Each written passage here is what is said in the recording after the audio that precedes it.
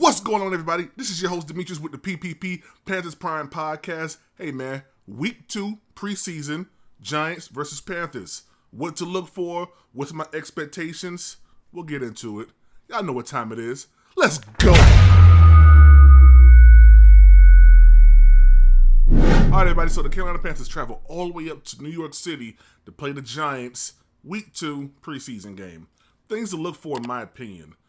Does the offensive line improve or not this week, which I believe is important for us to really see. We need to see protection for Bryce Young and for Matt Corral, and hopefully an outside chance that we see Jake Luton, in my opinion, which is a better quarterback than Matt Corral.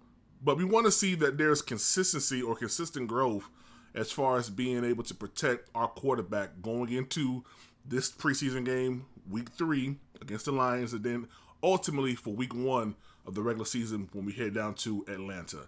If we don't see that, I believe that the Panthers fan base is going to be a little bit more concerned about where things are trending when it comes down to our offensive line. After the Jets game, offensive line coach James Campton had a in-person meeting, an impromptu meeting, right after the game and kind of laid the wood down on the offensive line. For lack of better terms, he got into them.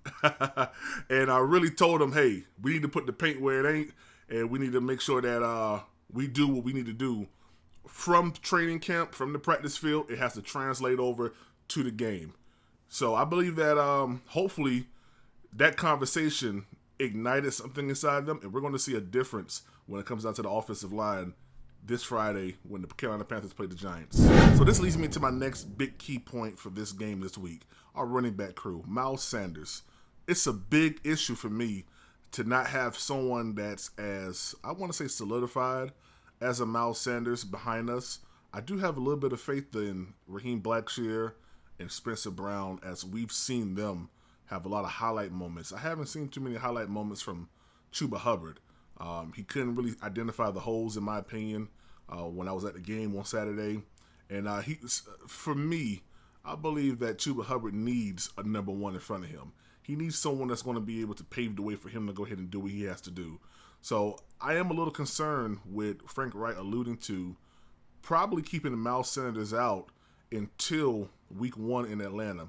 There's a guarantee that he won't play on Friday, but there's also a possibility that he won't play at all this whole preseason, which is a little concerning, understanding that he's nursing a growing injury, and you want to let that have time to heal, but it is a little concerning not having him out there to kind of see what he can do with the in-game action. So that's something to look for definitely on Friday. Another key thing for us to look for is our defensive ends for this game.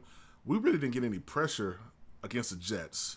I'm not sure if that was part of Frank Wright's vanilla mindset going into, that first preseason game. But the only person that really got going was Amari Barno, which, Barno, in my opinion, has stamped his approval to make it on this roster just with that sack right there. I mean, he's really been elevating his play for the past year. So big ups to Amari Barno. But outside of that, we really didn't see any kind of pressure on the Jets offense against the Jets quarterback, which is a little concerning considering that we've placed this defense, in my opinion, at least top 10 right now. So I would want to see those pieces behind a Brian Burns or a Marcus Houston or a Deion Jones, Frankie Louvu, Shaq Thompson to really get after it. Because what happens if one of them go down? Are we significantly deficient now in that area? Kind of like how we was last year in Atlanta, at home, at their home when D-Jack went out. We were inefficient in that area, deficient in that area of cornerback, and we saw a pass over to Demir Bird, which ultimately caused us to have to go for, that Hail Mary pass from P.J. Walker to D.J. Moore. But if you have someone there that's quote-unquote a dog, we won't see that happening. So I'm really looking forward to seeing how our defense reacts.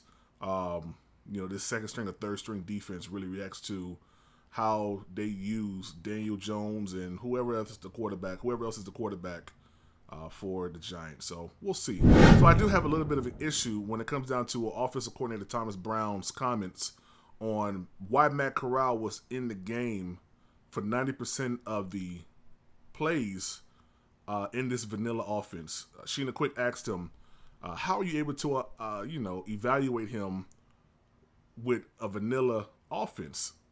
And his response was, well, we're evaluating how he comes into the pocket, how he commands the pocket, how he does the play calling. And I really feel like that's stuff that you kind of learn in training camp, OTAs, I don't think that you need a preseason game to see if a guy can, riddle off, plays, to the team during the game, preseason game.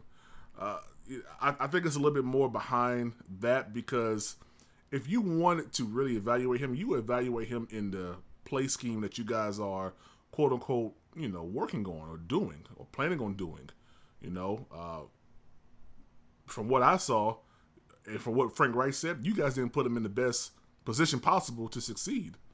And to me, it just seems a little disingenuous. It sounds real good because Thomas Brown is an excellent speaker.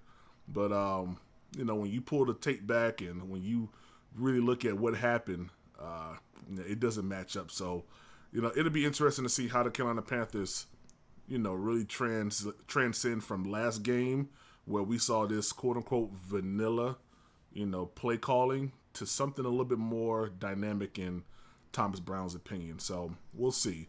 But I'm interested to really see how the wide receivers react to either Matt Corral or Jake Luton. I do know that Bryce Young is going to be out there for at least 3 series like we saw him on Saturday against the Jets. So will those plays be any better than what we saw? Hopefully. Hopefully the protection will hold up. Hopefully we see a little bit more of down the field, action. Hopefully we see plays that are actually aggressive, and not just, quick outs or flat routes that, help you get yards but don't really do too much. We've been hearing about this offense and excited about what the Carolina Panthers were going to offer us. And I understand it's preseason 1, but come on. I want my $27.87 back. My $27.87, I want it back because I could have watched that at the crib. I was looking for down the field, kind of explosive plays, to kind of get us, excited, man. I mean, I'm still a fan, even though I do this, but, we'll see. Hopefully when they get to New York, they get aggressive, what up, son? What's really good, all right? But, man, this is your boy Demetrius with the PPP. Hey, put in the comment section, what are some things that you're looking for in this game coming up? Are you looking for more explosion? Are you looking to see, how the offensive line holds up? Are you looking to see how our cornerbacks, deal with Daniel Jones and possibly their backup quarterback? Just throw it in the comment section. Also, like, comment, subscribe, run the numbers up. Hey, man, we're almost at 500 subs. And I'm doing a giveaway once we get to 500. I'm going to post everything inside the community section again. But once we hit 500, I'm going to go ahead and I'm going to drop, whatever the contest is. And it's 2 cash apps. I'm giving two subscribers, 2 cash apps, $25.